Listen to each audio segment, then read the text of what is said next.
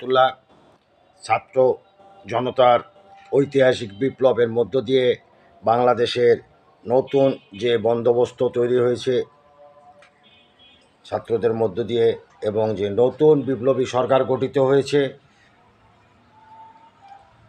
স্বৈরাচারী সরকারের পতন হয়েছে, এই উপলব্ধিগুলো সাধারণ মানুষের মধ্যে পৌঁছলেও দৃশ্যমান হলেও মাফিয়া চক্রের কাছে কিন্তু সেটি দৃশ্যমান নয়।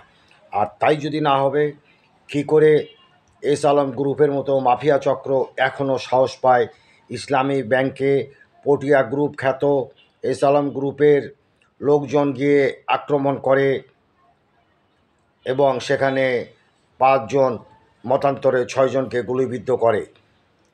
এই উদ্ধত্ত, এই সাহস এই মাফিয়া চক্র কোথা থেকে সংগ্রহ করলো, কিভাবে পেল, এটিকে খতিয়ে দেখতে হবে প্রথম অপরাধ হিসেবে। দ্বিতীয় অপরাধ, তারা এই যে খুন খারাপি করেছে সেটির বিচার হবে। তৃতীয় অপরাধ, তারা ব্যাংকে যে লুটপাট করেছে তার বিচার তো হতেই হবে। এদেরকে কোনো অবস্থাতেই হেলাফেলা করা যাবে না। এবং আরও একটি ঘটনা ঘটেছে আজকে রাজধানীতে আইএফএসি ব্যাংকেও মাফিয়া চক্রের আর এক অন্যতম সদস্য, বিগত সরকারের দোসর সালমান এফ রহমানের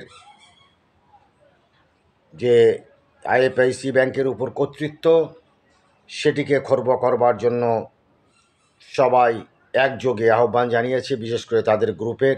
এই অনিয়মগুলো ব্যাংক খাতে দ্রুততার সাথে দূর করতে হবে এবং স্বাধীনতার এই যে নতুন সূর্য উদিত হয়েছে ছাত্র জনতার আন্দোলনের মধ্য দিয়ে এবং সেনাবাহিনীর সমর্থনের মধ্য দিয়ে, তা ক্রমাগতভাবে ছড়িয়ে দিতে হবে, আলো আকারে মানুষের মধ্যে ছড়িয়ে দিতে হবে এবং এই সমস্ত দুষ্কৃতিকারী এবং মাফিয়া চক্রকে রোধ করতে হবে, যাতে করে মানুষের মধ্যে এই সুফল প্রবাহিত হয়। এরা কিন্তু বাধা সৃষ্টি করবে প্রতি পদে পদে, কাজে এদেরকে ক্ষমা নয় সমূলে উৎপাটন করতে হবে এবং সে ব্যাপারে এই সরকারকে, এই নতুন বিপ্লবী সরকারকে অনেক অনেক বেশি কার্যক্রম গ্রহণ করতে হবে, অনেক অনেক দক্ষতা দেখাতে হবে, অনেক পারঙ্গমতা দেখাতে হবে, প্রয়োজনে অনেক ক্ষেত্রে নিষ্ঠুরতার আশ্রয় গ্রহণ করলেও করতে হবে।